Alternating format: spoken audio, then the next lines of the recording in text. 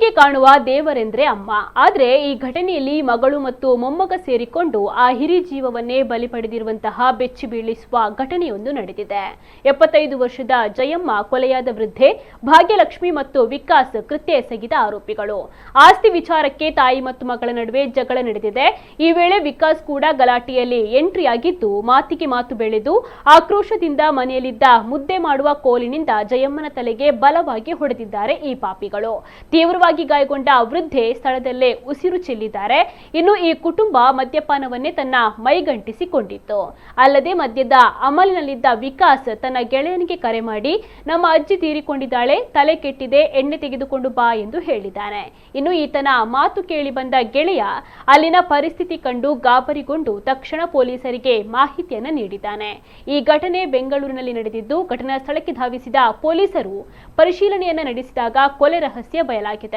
ಆರೋಪಿಗಳನ್ನ ವಶಕ್ಕೆ ಪಡೆದ ಪೊಲೀಸರು ತನಿಖೆಯನ್ನ ಮುಂದುವರಿಸಿದ್ದಾರೆ.